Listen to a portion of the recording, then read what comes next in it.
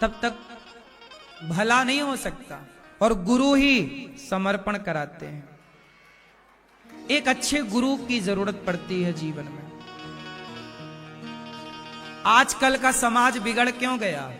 अच्छे गुरु से दूर हो गया। एक अच्छे गुरु की तलाश खत्म हो गई। एक अच्छे गुरु के चरणों में समर्पण नहीं हुआ। हम किसी गुरु के हिसाब से चले नहीं, हमारा कोई मार्गदर्शक मिला नहीं। हमें कौन लोग मिल गए? जैसे अर्जुन, जैसे दुर्योधन को शकुनी जैसे लोग मिल गए, जैसे कैकेयी को मंथरा जैसे लोग मिल गए। आपके जीवन में अच्छे गुरु तो आ नहीं पाए। यदि कोई शकुनी जैसे लोग आ गए, मंथरा जैसे लोग आ गए, तो आपके जीवन का विनाश हो जाएगा।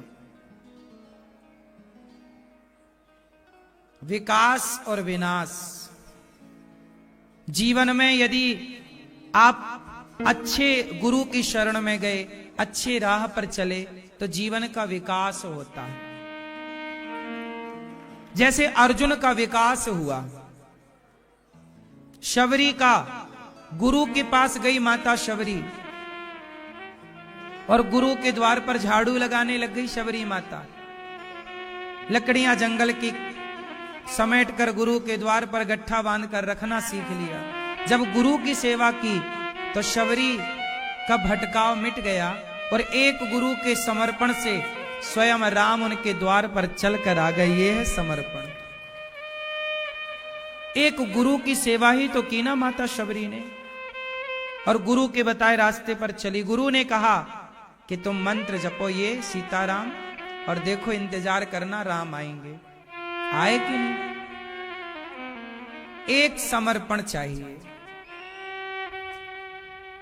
एक नाव पर कोई सवार होए ना, तो पार होने की संभावना है, पर कोई नाव पर चढ़े ही ना, और किनारे खड़ा होकर कहे जी मैं पार हो जाऊं, पार हो जाऊं, पार हो जाऊं, कैसे होगा? पार होने के लिए नाव में बैठना तो पड़ेगा। एक बार सत्संग की नौका में बैठिए तो सही, एक बार सत्संग करना सीखो तो सही, बच्चों को सत्संग से जोड़ो तो सही। पार ना हो जाओ फिर कहना। आज के यूथ, आज के नौजवान लड़के लड़कियां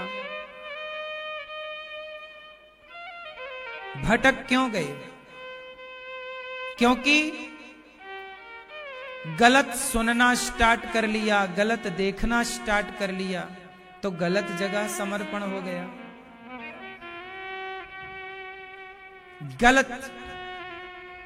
गलत जगह समर्पण हो जाने से परिणाम क्या हुआ? आप गलत हो गए। इसलिए कहता हूं कि समाज, लोग कुछ भी कहें, कहने दो। जीवन में आनंदित होना चाहते हैं तो दरवाजा बंद करना सीखिए।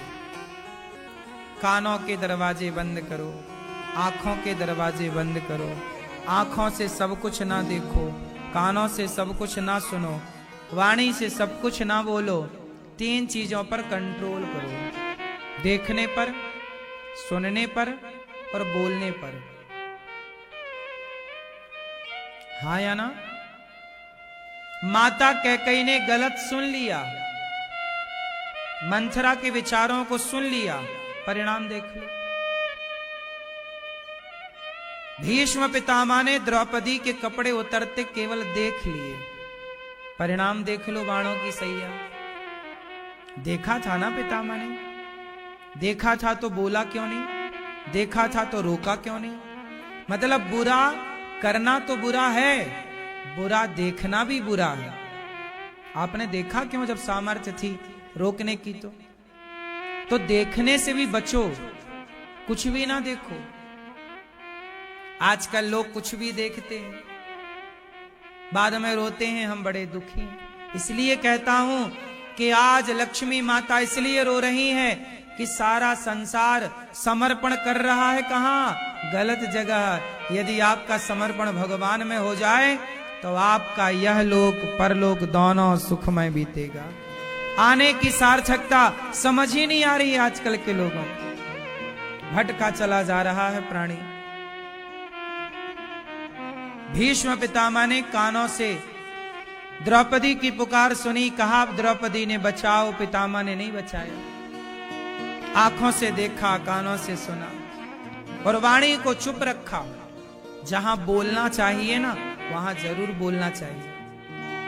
भीष्म पितामह को बोलना था ना कि द्रौपदी तू चिंता मत कर, मैं हूं। जाना था ना पांव से चलकर, दुशासन को 2 थप्पड़ मारना था ना, नहीं। ना बोल पाए सही जगह, ना आंखों पे दरवाजे लगा पाए अर्थात आंखें बंद कर पाए, ना तो कान पर कंट्रोल, भोगना पड़ा पितामह को। इसलिए कहता हूं कि जो महाभारत में घटनाएं घटी हैं वो सब हमारे लिए हैं, सीख है हमारे लिए। इतिहास, जो इतिहास सिखाता है ना साहब, वो कोई नहीं सिखाता। इतिहास के पन्नों से सीखो। जो बीत गया है, बीते हुए कल से बहुत कुछ सबक मिल सकती है, हाँ या ना? नहीं? झांसी की रानी के बारे में क्यों जानना चाहिए? महाराणा प्रताप का समय तो बीत गया, पर क्यों समझना चाहिए, क्यों जानना चाहिए? राम को, कृष्ण को क्यों जानना चाहिए? बुद्ध को, महावीर को क्यों जानना चाहिए? क्योंकि बीता हुआ कल यदि हम जानते हैं तो हम बीते हुए कल की गलतियों से आज की गलतियों को रोक सकते हैं। रावण ने जो गलती की वो गलती हम ना करें, वरना परिणाम वही होगा जो रावण का हुआ। पराई स्त्री के चक्कर में फंसा। तो ये सबक है, आजकल लोग नहीं समझते। लड़कियों को, स्त्रियों को छेड़ते, परेशान करते, बाद में पकड़े जाते तो फांसी होती है और जेल होता है और समाज में बदनामी। तो इतिहास से आपने सीखा क्यों नहीं? रावण इतना उदाहरण है, हर साल ना पुतला जलता है रावण का, तुम्हें समझाने के लिए। रावण घमंड का प्रतीक है, अभिमान का। अभिमान किया रावण ने, पुतले जलाए गए, सर्वनाश हुआ। तुम क्यों घमंड करते हो? जब सोने की लंका वाले का घमंड नहीं चला तो तुम्हारे घर में कितना सोना है भाई? तुम्हारी लंका कितने सोने में बनी है? फिर इतिहास सिखाता है। पृथ्वीराज चौहान के बारे में जरूर जानना चाहिए। पृथ्वीराज चौहान की कहानी क्या सिखाती है बताओ? आप बताओ, नहीं पता? पृथ्वीराज चौहान की कहानी क्या सिखाती है आपको नहीं पता? पता होना चाहिए। पीछे वाले भैया, पृथ्वीराज चौहान की कहानी क्या सिखाती है बताओ जरा। हैं? ज्यादा? हाँ, मोहम्मद गौरी को पृथ्वीराज ने कई बार हराया और छोड़ देते थे। जरूरत से अति सर्वत्र वर्जयेत, दया की भी अति ना हो। जरूरत से ज्यादा दयावान ना बनो। तुमने दुश्मन को छोड़ा है, चलो 1 बार छोड़ा, 2 बार छोड़ा, चलो 3 बार छोड़ा, पर अब तुम अति कर रहे हो। पृथ्वीराज, तुमने अति की और छोड़ते चले गए। लगभग 16-17 बार छोड़े, उसने 1 बार पकड़ा, 1 बार भी नहीं छोड़ा और तुम्हारी आंखें फोड़ दी। तुम्हारी पत्नी को जौहर करना पड़ा। इस दया का क्या फायदा कि तुम्हारी पत्नी को आग में जलना पड़ा? तुम्हारी दया के कारण तुम्हारा खजाना लुट गया, तुम्हारा देश गलत व्यक्ति के हाथ में चला गया। ऐसी दया क्यों? भगवान श्री कृष्ण से क्यों नहीं सीखा पृथ्वीराज जी ने कि भगवान ने दुर्योधन पर दया नहीं की? एक अर्जुन बाण उठा, कर्ण को मार, कर्ण पर दया नहीं की। कर्ण तो इतने बड़े भक्त थे, ये दया का पात्र नहीं है। भरी सभा में द्रौपदी की लाज लूटने वाले लोग हैं ये, नारी के कपड़े उतारने वाले लोग हैं ये। दया ज्यादा नहीं साहब, दया की भी कहीं अति ना हो जाए। दया किस पर करें? दया का पात्र कोई हो तो करें। मोहम्मद गौरी जैसे आतंकवादियों पर दया क्यों की पृथ्वीराज ने? और की तो समाज को मैसेज मिला है, दुनिया वालों तुम ना करना ये गलती। ये इतिहास से तुम ना सीखे तो तुम्हारे जैसा मूर्ख कौन है फिर? दया करना धर्म है, दया धर्म का मूल है। हमारे शास्त्र कहते हैं दया धर्म का मूल है। दया करो, पर किस पर करो? किस पर करो? आतंकवादियों पर? जो दया का पात्र है उस पर करो साहब। मोहम्मद गौरी जैसे लोग दया के पात्र बोलो नहीं थे। दुर्योधन दया का पात्र नहीं है। दया का पात्र होता तो भगवान क्षमा कर देते। गए थे समझाने पांडवों को, ए भैया पांडवों को 5 गांव दे दो। दुर्योधन के पास गए थे, भगवान तो गए थे ना पांडवों के पक्ष से, शांति का प्रस्ताव लेकर गए। दुर्योधन 5 गांव दे दे, कहां माना? भरी सभा में बड़ा मजा आ रहा, कपड़े उतार दो द्रौपदी के, लाओ मेरी जंघा पर बिठाओ। तुम दूसरे की पत्नी के कपड़े उतार के अपनी गोद में बिठाओ, ये धर्म है क्या? अब बताओ, तुम जैसे लोग दया के पात्र हो, इसलिए भगवान ने दया नहीं की। वरना भगवान से बड़ा दयावान कौन? पूतना जहर पिलाने आई, पूतना भगवान कृष्ण को जहर पिलाने आई, पर जहर पिलाने वाली पूतना पर भी भगवान ने दया की और भगवान ने उसे वह गति दी जो बड़े बड़े साधु संतों को मिलती है, परम गति दे दी। दया की जो दया का पात्र है। दया तो दुर्योधन पर भी हुई, मरने के बाद उसे भी नरक नहीं भेजा, उसका भी वैकुंठ में स्वागत हुआ, स्वर्ग में स्वागत हुआ। लेकिन दया जहां नहीं करनी वहां मत करो। इतिहास पृथ्वीराज की गलतियां हमें नहीं दोहरानी, आपको नहीं दोहरानी। सही है? ऐसी क्या दया कि तुम्हारी पत्नी को जिंदा जलना पड़े? क्यों जी? सही है? तो ये गलतियां हमें क्या सिखा रही हैं? सीख दे रही हैं। हमारा देश गुलाम हुआ, ये भी एक शिक्षा है, सीख लो ना। बताओ हमारा भारत गुलाम क्यों हुआ? आप बताओ। हाँ हाँ, आप बताओ भैया, बताओ। इतिहास से आप लोग कुछ नहीं सीखते, कुछ सीखना नहीं चाहते। देश गुलाम इसलिए हुआ क्योंकि हम भारत के लोग जातियों में बट गए। किस में बट गए? ब्राह्मण अलग, क्षत्रिय अलग, वैश्य अलग, शूद्र अलग। जब 4 उंगलियां हैं ना, तो एक तो कोई भी पकड़ के मरोड़ सकता है, कोई भी मरोड़ दे, कोई भी तोड़ दे। पर ये जब 4 उंगलियां अंगुष्ठा के साथ जब ये संगठित होती है ना, तो एक किसी को पड़ जाए तो दांत टूट जाए। हाँ, हम लोग अभी तक कैसे रहे? ऐसे। हमारे देश की पार्टियों की चुनाव चिन्ह ही ये रहे। ये कहना ये चाहते हैं कि भाई फूट डालो, शासन करो, यही तो है। तुम्हें संगठित होने नहीं दिया। तुम संगठित होते तो आज देश इतने लंबे समय तक गुलाम ना होता।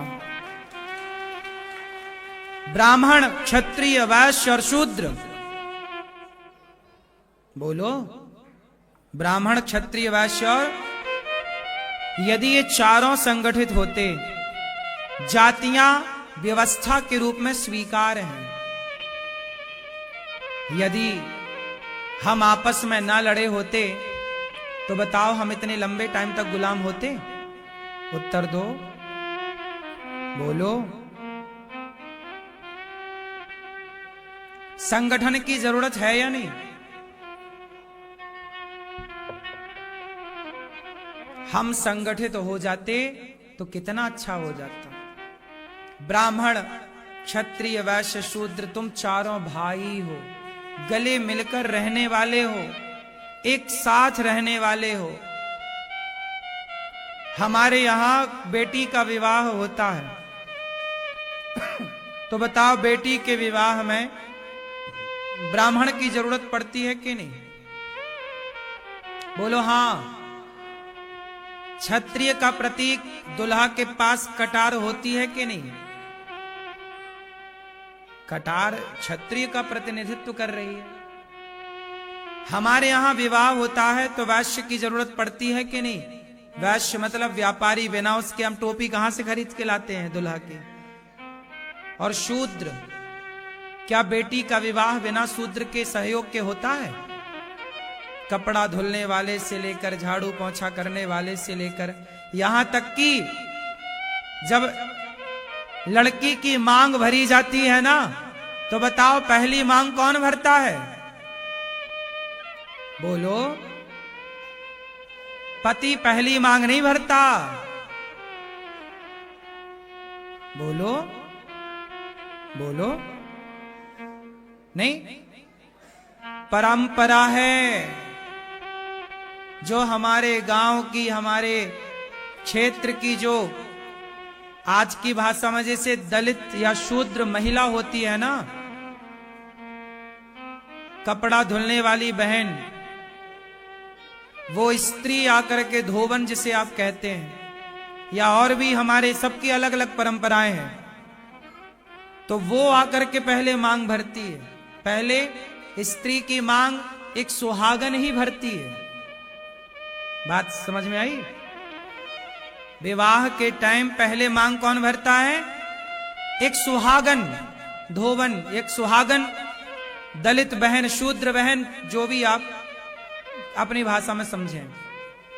जब तक वो मांग ना भरे उसके बाद फिर पति मांग भरता, दुल्हा मांग भरता। ये देखो, ये परंपराएं हैं। बिना उसके हमारे विवाह नहीं हो रहा है। इसका मतलब ये हुआ कि हम कभी जातियों के नाम पर बटे ही नहीं थे। मुगलों ने, अंग्रेजों ने बांट करके हम लोगों को लड़ाया है। यदि बटे होते तो तुम्हारी मांग भरने कोई पंडितानी आती, पर पंडितानी से मांग नहीं भराया जाता। शूद्र को ही मांग भरने के लिए लिया जाता, ताकि शूद्र बहन का भी सम्मान बना रहे। अब ये परंपरा लुप्त हो गई है, अब नहीं होता। अब अब तो जानते भी नहीं, आप तो पहली बार सुन भी रहे होंगे, पर ये परंपराएं थीं। हमारे यहां नाउन भरती है मांग। नाउन होती है ना, कहीं धोबिन तो कहीं नाऊ। नाऊ होते ना, नाऊ, नाउन, नाऊ की नाई, नाउन बहन, नाऊ मैया, वो परंपरा से मांग भरने की परंपरा है। सबकी अलग अलग परंपरा, लेकिन है सब। हमारे जो दलित भाई हैं, शूद्र, जिन्हें आप कहते हैं कि अछूत हैं, अछूत कोई नहीं होता। हमारे यहाँ सबका आदर रहा है। हमने कभी किसी को त्यागा नहीं, सदा सबको गले लगा के रखा है। ब्राह्मण, क्षत्रिय, वैश्य, शूद्र। वो तो अंग्रेजों ने हमें ऐसे लड़ा दिया और हमने उन्हीं के भड़कावे में आकर इन बातों को सत्य मान लिया। और सत्य, अब लोग कहते हैं कि शूद्रों को मंदिर नहीं जाने दिया जाता। अरे भाई, किस मंदिर में रोका गया ये तो बताओ। कुछ लोगों ने मंदिर बनवाए ही इसलिए थे ताकि शूद्रों को रोक कर वो हमें आपस में लड़ा सकें। यह एक षड्यंत्र था। अब बताओ, हमारे यहां जगन्नाथ जी का मंदिर है। आप बताओ, क्या जगन्नाथ जी के मंदिर में किसी दर्शनार्थी को रोका जाता है? जाति देखी जाती है? बोलो। 4 धाम है हमारे यहां। क्या बद्रीनाथ में रोका गया आज तक कि तुम शूद्र हो या तुम ब्राह्मण हो? क्या द्वारिका में रोका गया? क्या रामेश्वरम में रोका गया? जब हमारे मुख्य 4 धामों में वृंदावन के किसी मंदिर में जाइए बिहारी जी के, क्या रोका गया वहां कि तुम्हारी जाति के कारण तुम्हें रोक दिया जाए? पहले भी नहीं रोका गया, आज भी नहीं रोका गया। हां, गांव में कुछ लोगों ने मंदिर बनाए अपने पर्सनल। गांव में लोगों ने क्या बनाए? पर्सनल मंदिर, पर्सनल पैसे से, अपने पैसे से बनाए। अब वो उनका मंदिर है ना भाई साहब। अब उनके मंदिर से, अब जैसे मैं भी अपनी बात बताऊं, मैं भी गांव में, मेरे गांव में एक मंदिर है राम जी का। मेरे पिताजी उस मंदिर में पूजा करते थे। हम लोग, मेरा बचपन उसी मंदिर में पूजा पुजारी के रूप में गुजरा। हम लोग उस मंदिर में पूजा करते थे। लेकिन एक टाइम के बाद जो मंदिर के मालिक थे ना, मुखिया, वो लोगों ने हम लोगों को निकाल दिया था बाहर। भाई मंदिर उनका था, उनकी प्रॉपर्टी लगी थी, जमीन जायदाद। हम लोग तो पुजारी के रूप में वहां पूजा कर रहे थे, लेकिन उन्होंने हम लोगों को निकाल दिया। तो हम लोग निकल ही जाएंगे, क्या करेंगे भाई? मंदिर आपका है। तो उन्होंने हमें निकाल दिया मंदिर से, तो ये तो उनकी पर्सनल विचारधारा है ना। अब इससे हम ये थोड़ी कह सकते कि हमें मंदिर से निकाला गया। अब ऐसे ही गांव गांव में कुछ लोगों ने पर्सनल मंदिर बनाए और उन्होंने अपने मंदिरों में किसी को नहीं घुसने दिया।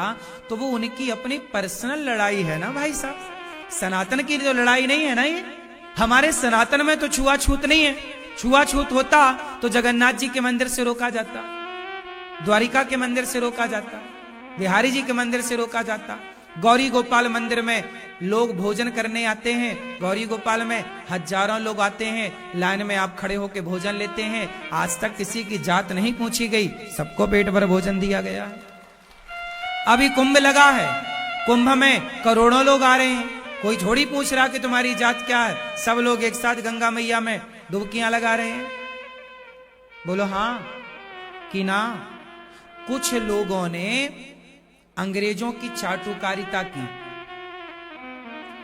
मुगलों की चाटुकारिता की, और मुगलों और अंग्रेजों की चाटुकारिता की। तो मुगलों और अंग्रेजों ने क्या किया?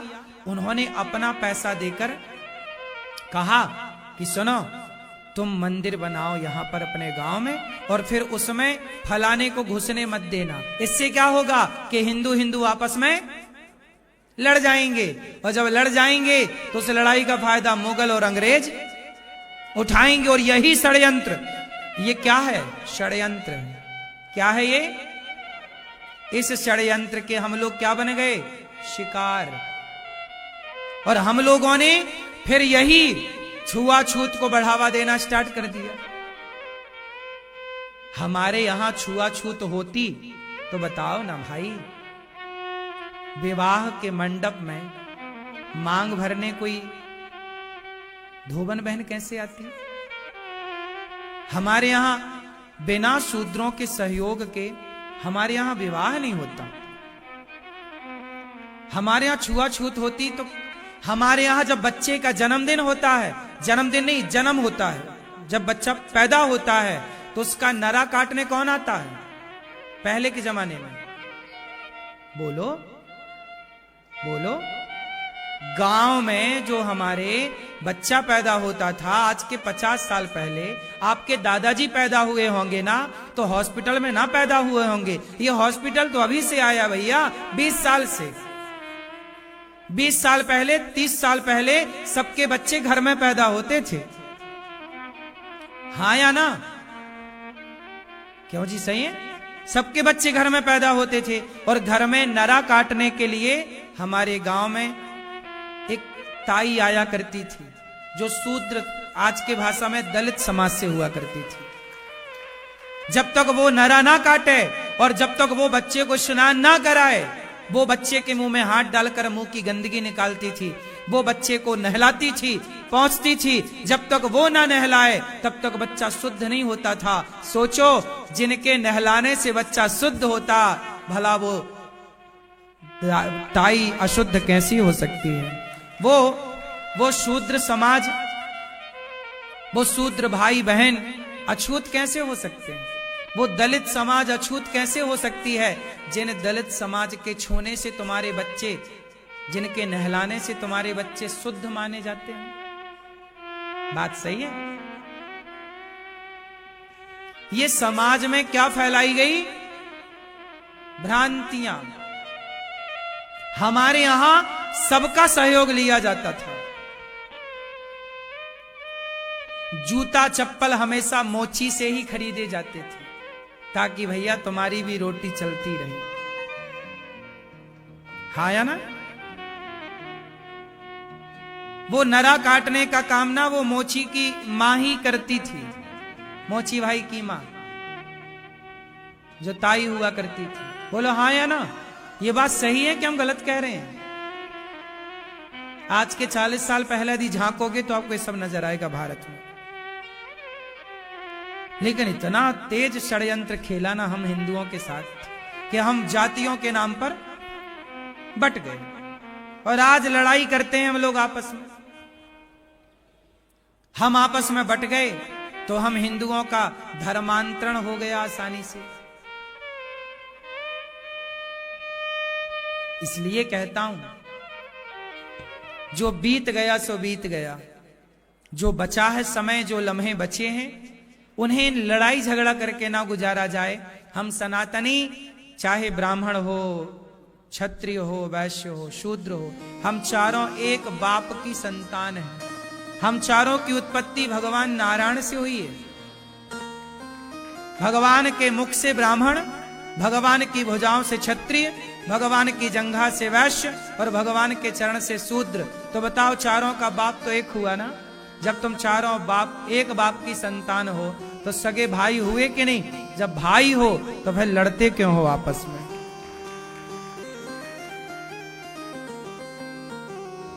अब तो कम से कम ये छुआछूत कभी नहीं था हमारे यहां। ये छुआछूत नाम की विचारधारा घुसाई गई बीच में।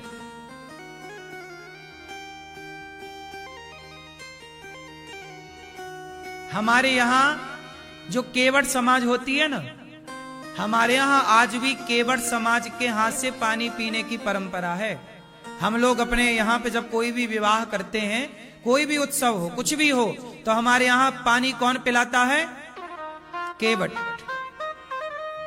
हमारे यहां आज भी केवट समाज के हाथ से पानी पीना शुभ माना गया है। क्यों? क्योंकि केवट ही है जिन्होंने भगवान के चरण धोए, और जब भगवान के चरण धोए तो उनके हाथ सदा सदा के लिए पवित्र हो गए। उनके हाथ से पिया हुआ पानी अमृत की तरह हम लोग मानते हैं। केवट ने पांव धोए ना राम के, तो केवट के हाथ शुद्ध हैं। इसलिए हमारे यहां आज भी केवट के हाथ का पानी पीने की परंपरा है। केवट के हाथ को शुद्ध माना जाता, पवित्र माना जाता। हमारे यहां हमारे यहां घड़ा, बेटी के ब्याह में घड़े का प्रयोग होता है कि नहीं? घड़ा कहां से आता है? कुम्हार के यहां से। बिना कुम्हार के घड़ा कौन बनाए भाई? लोहार के यहां से भी कटार आती है, लोहार के यहां से भी काम होता है। ये सब व्यवस्थाएं थी साहब। बाद में इतना कचरा फैला दिया सनातन में कि आपस में लड़ाने का कि पूछो ही मत। सही है? हमारे यहां कोई अछूत नहीं है। क्या नहीं है कोई? बोलो, क्या नहीं है कोई? कोई अछूत नहीं, सब शुद्ध हैं, सब पवित्र हैं। सनातनी जो गाय को माता माने, जो गंगा को माता माने, सभी पवित्र हैं। बोलो क्यों जी? इसलिए हम तो भेद नहीं करते, बचपन से नहीं करते। गौरी गोपाल आश्रम आप पूरा झांक कर देख लो, यहां आपको कोई भेद नजर ना आएगा, कोई भेद नजर ना आएगा। भगवान राम जब भेद नहीं करते, माता शबरी के बेर खानों में परहेज नहीं करते, तो हम निषाद राज को राम गले लगाते। हम कौन होते हैं ये कहने वाले कि हम तुम्हें गले नहीं लगाएंगे? क्यों भैया? इतिहास सिखाता है साहब, कुछ भी हो जाए, कभी इतिहास से सीखना बंद मत करना, खूब सीखना। इतिहास के पन्ने आपको मजबूत करते हैं। तो समर्पण भगवान के चरणों में ही होना चाहिए। भगवान के अतिरिक्त कहीं समर्पण ना हो। एक भगवान ही है हम सबके रक्षक। जब कोई न आए ना, तब कौन आए? तब भगवान ही आते हैं। जब कोई नहीं आता हो, जब कोई नहीं आता हो, मेरे श्याम आते हैं। हो मेरे दुख के दिनों में ये बड़े काम आते हैं। जब कोई नहीं आता, जब कोई नहीं आता हो, मेरे श्याम आते हैं। मेरे दुख के दिनों में ये बड़े काम आते हैं।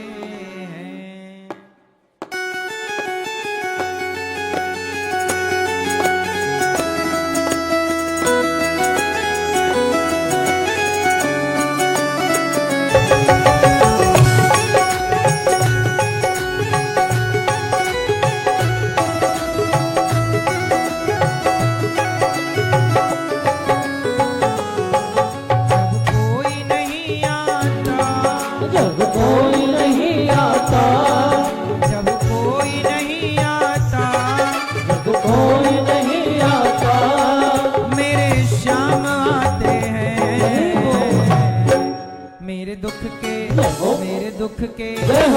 दुख के दिनों में ये काम आते हैं।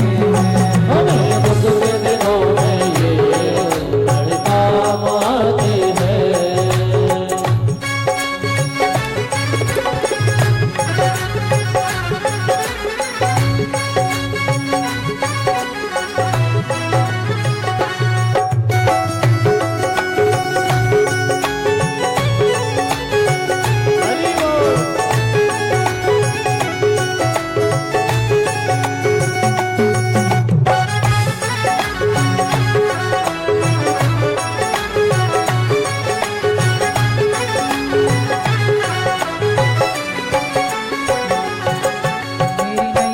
चलती है पतवार नहीं होती। हाँ मेरी नैया चलती है पतवार नहीं होती।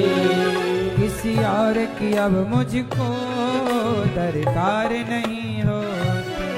किसी और की अब मुझको दरकार नहीं होती। मैं डरता नहीं रसते, मैं डरता नहीं रसते, डरता नहीं रसते सुनसान आते हैं। मेरे दुख के मेरे दुख के मेरे दुख के दिनों में ये काम आते हैं। मेरे दुख के दिनों में ये बड़े काम आते हैं।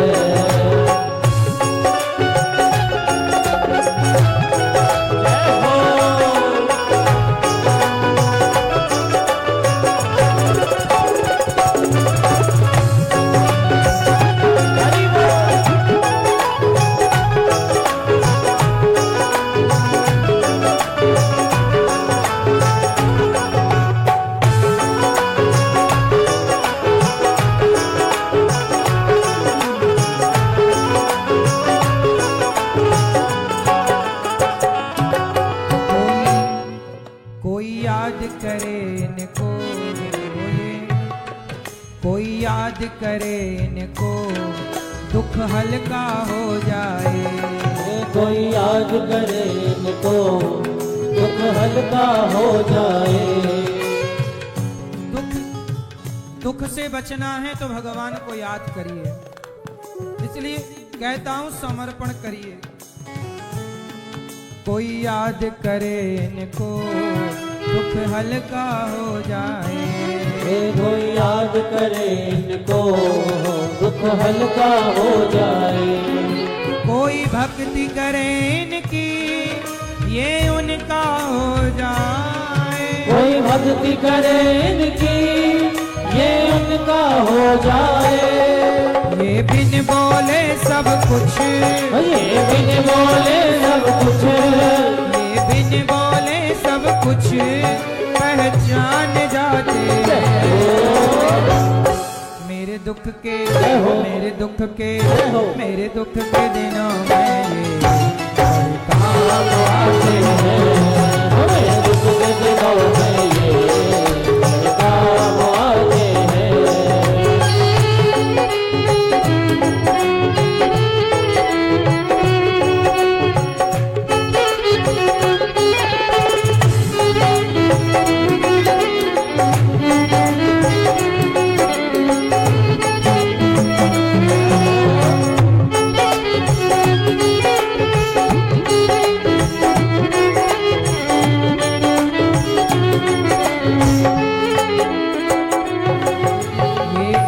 बड़े होकर दीनों से प्यार करें। ये इतने बड़े होकर दीनों से प्यार करें। अपने भक्तों का दुख पल में स्वीकार करें। अपने भक्तों का दुख पल में स्वीकार करें। सब भक्तों का कहना, सब भक्तों का कहना, सब भक्तों का कहना ये मान जाते हैं। मेरे दुख के, मेरे दुख के, मेरे दुख के दिनों में ये बड़े काम आते हैं। मेरे दुख के दिनों में ये बड़े काम आते हैं। के दिनों में ये बड़े काम आते हैं। दुख के दिनों में बड़े काम आते हैं।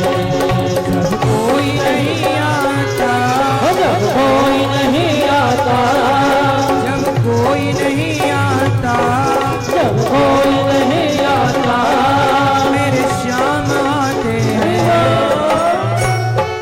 मेरे दुख के, मेरे दुख के, दुख के दिनों में ये बड़े काम आते हैं। मेरे दुख के दिनों में बड़े काम आते हैं। मेरे दुख के दिनों में बड़े काम आते हैं। मेरे दुख के दिनों में बड़े काम आते हैं। मेरे दुख के दिनों में बड़े काम आते हैं।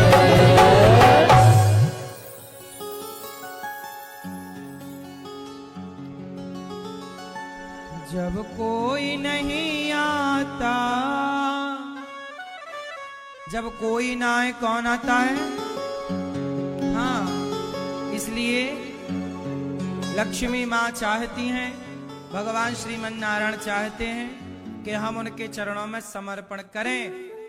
इसलिए हमें भगवान के चरणों में ही समर्पण करके भगवान के बन करके जीवन को जीना चाहिए। इसलिए भगवान श्रीमन नारायण बैकुंठ में रहने वाले प्रभु अब गौरी गोपाल में रहने के लिए आ रहे हैं। अब गौरी गोपाल में ही भगवान रहेंगे और यहीं भगवान श्रीमन नारायण लक्ष्मी जी के संग रहेंगे और हम अपने आप को क्या करेंगे? भगवान के चरणों में समर्पित करेंगे और भगवान ही फिर आगे सारा कार्य संभालेंगे। अभी भी कौन कर रहा? सब भगवान कर रहे हैं। अब भगवान अपने काम को स्वयं आकर देखना चाहते हैं, सो देखने आ रहे हैं। अपनी देख रेख में करेंगे और कराएंगे। ये दास अनिरुद्ध कौन है? हम भगवान के नौकर हैं। क्या हैं हम भगवान के? क्या हैं हम भगवान के? नौकर। और जब नौकर हैं तो नौकर का काम क्या है? अच्छा ये बताओ, आप यदि नौकर को कह दो कि भाई ये काम करना है, तो वो काम करना उस नौकर का धर्म है या नहीं? आपने उसे कोई सेवा का जिम्मेदारी दी कि भाई एक काम करो, तुम मेरी माँ की सेवा करना, तुम मेरे बच्चों की देखरेख करना, तो वो नौकर का काम है ना कि वो आपके कहे पर बिल्कुल परफेक्ट काम करके दे।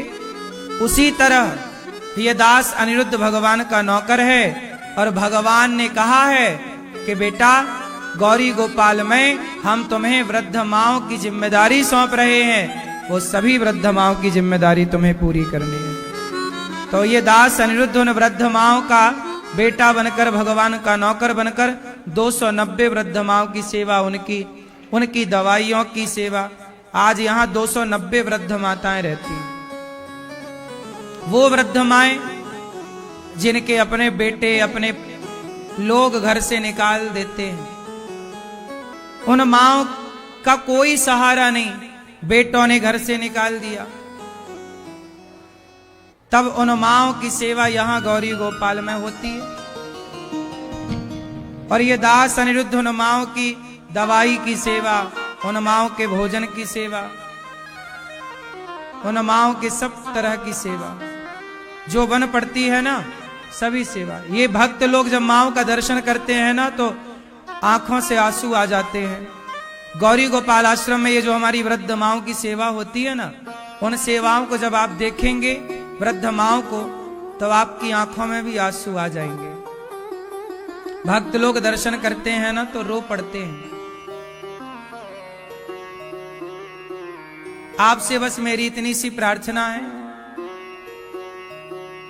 कि आप भी इन वृद्ध माओं का दर्शन करें, और आप भी इन वृद्ध माओं के बेटा बेटी बनकर इन माओं को, जैसे कि भगवान ने ये जिम्मेदारी नौकर को, दास अनिरुद्ध को दी, तो अब माएं हैं तो माओं की दवाई भी चाहिए, नहीं चाहिए? माओं को दवाई, माओं को भोजन, माओं को छाया भी हो, कपड़े भी हो, समय पर तेल साबुन क्या क्या नहीं लगता। ऐसी माओं की सेवा यहां पर होती है। आप सबके द्वारा भगवान कराते हैं सब कार्य। जो आप लोगों को भगवान प्रेरणा करते हैं, तो आप सहयोग करते हो, और आपकी ही प्रेरणा और आप सबके सहयोग से यहां पर वृद्ध माओं की सेवा होती है। यहां पर अखंड भगवान ने मुझे एक दूसरी जिम्मेदारी दी कि जाओ वृंदावन में, कोई भी भक्त आए वृंदावन, सबको भरपेट भोजन मिलना चाहिए। तो गौरी गोपाल अन्य क्षेत्र, गौरी गोपाल रसोई में कोई भी आए सबको पेट भर भोजन मिलता है, निःशुल्क। हजारों लोग यहाँ नित्य प्रसाद पाते हैं। तो ये जिम्मेदारी किसने दी हमें? बोलो। जब भगवान ने दी है तो हमें तो करना है ना वो कार्य, भगवान का कार्य है। सब भक्तों को भोजन कराना ये किसकी जिम्मेदारी है? भगवान की। तो वो आपको प्रेरणा करते हैं, और आपके द्वारा ही आप उन्हें सहयोग, आपके सहयोग से फिर यहां सारा कार्य चलता है। प्रिय भक्तों, भगवान परम दयालु है। संसार का जीव, संसार का प्राणी पता नहीं क्यों नहीं समझता, क्यों नहीं भगवान की शरण में जाए, क्यों नहीं भगवान का बन जाता। अच्छा एक बात बताओ, हनुमान जी जब लंका गए तो लंका में हनुमान जी को मिले विभीषण। जब विभीषण मिले तो विभीषण ने कहा हनुमान जी से कि हनुमान जी ये बताओ, क्या राम जी कभी हम पर करुणा करेंगे, हम पर दया करेंगे? तब हनुमान जी ने कहा, अस मैं अधम सखा सुनु, मोह पर रघुबीर, कीन्ही कृपा सुमेरी गुण, भरे बिलोचननी। हनुमान जी विभीषण से बोले, प्रभु, हनुमान जी बोले, अस्मै अधम सखा, हे सखा विभीषण, मैं कितना अधम हूं। कौन बोल रहा है? हनुमान जी। असमय अधम सखा सुनो मोहू पर रघुवीर, रघुनाथ जी ने मुझ बंदर पर कहा हूं कवन में परम कुलीना, कपि चंचल सबही विधिहीना। हनुमान जी बोले मैं तो जाति का बंदर हूं, असमय अधम हूं। सखा मेरे जैसा अधम कौन, पर मोहू पर रघुवीर, मेरे रघुनाथ जी इतने दयालु हैं कि हम बंदरों पर दया कर रहे हैं। तो आप तो ब्राह्मण हैं महाराज, आप तो विभीषण ब्राह्मण हैं।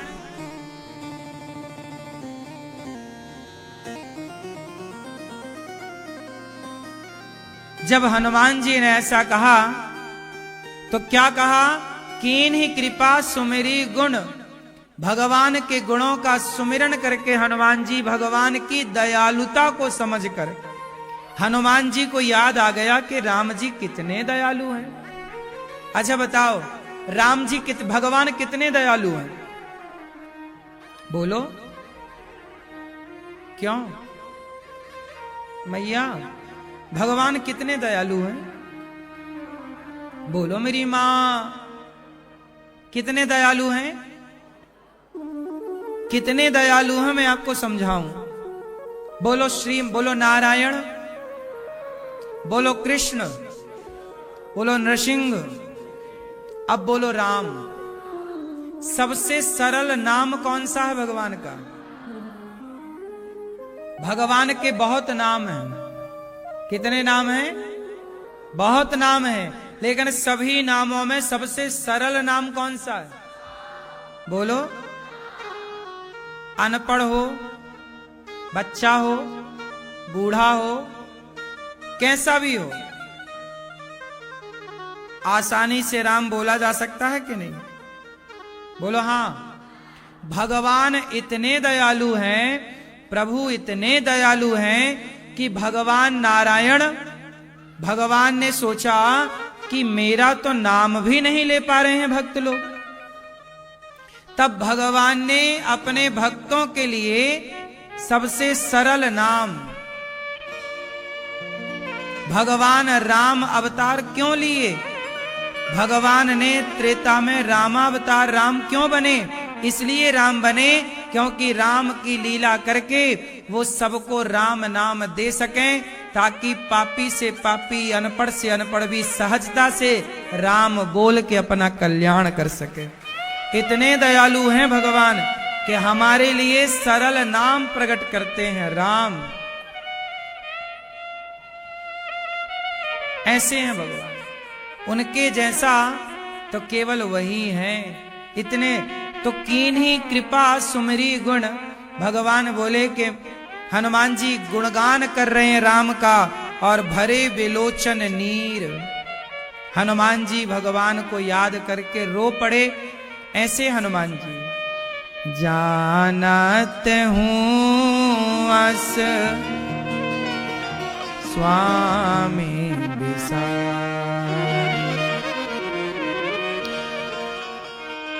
विभीषण जी रोने लगे।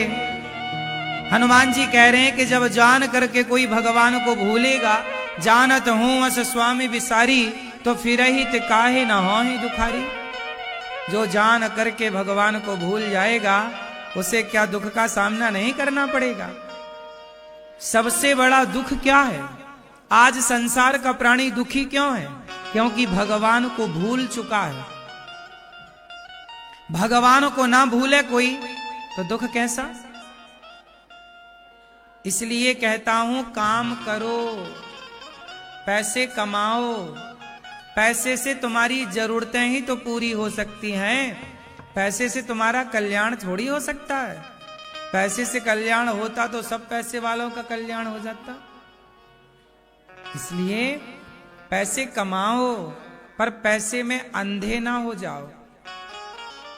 पैसा एक जरूरत है, जरूरत है कि उससे रोटी कपड़ा मकान आता है, वो आपकी जरूरत है। इतना तो होना भी चाहिए सबको कि रोटी कपड़ा मकान की जरूरतें पूरी हों। पर अंधे ना बन जाना। भगवान को विसार ना देना, मीन्स भुला ना देना। भगवान को भूल जाना ही सबसे बड़ा दुख है। काम करते रहो, भगवान का स्मरण बना रहे। श्रीमन नारायण श्रीमन नारायण, सीताराम सीताराम सीताराम। ये बताओ, शंकर जी जितना बड़ा कोई होगा, वो शंकर जी कौन बने? हनुमान। हनुमान जी कौन है? हनुमान जी कौन है? साक्षात भगवान शंकर। वो हनुमान जी, वो शंकर जी जब हनुमान बने तो क्या जपते हैं? राम राम द्वारे तुम रखवारे। राम के द्वारपाल बन गए हनुमान जी।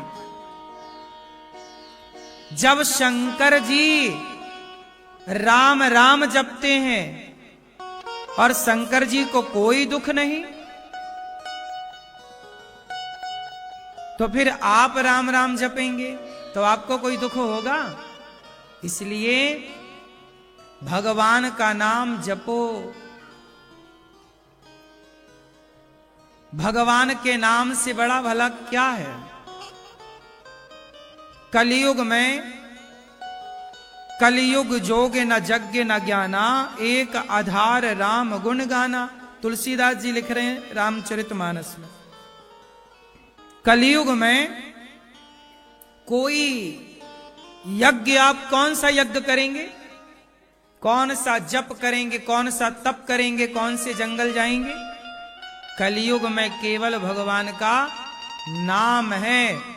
इसलिए हनुमान जी जो साक्षात शिव हैं, वो आते हैं और राम राम जप कर समाज को हनुमान जी यही सिखाते हैं कि भैया नाम जपो, इसी से आगे तुम्हारा मन भगवान में लगेगा, इसी से लोक परलोक सवरेगा। लंका में विभीषण क्या करते थे? जब विभीषण सवेरे जागे तो क्या किया विभीषण जी ने? राम राम तेहि सुमिरन कीन्हा और हृदय हरस कपि सज्जन चीन्हा। जब हनुमान जी लंका गए और सीता मां को खोज किए, सीता मां नहीं मिल रही थी, तब हनुमान जी को विभीषण मिले। पहले कौन मिला?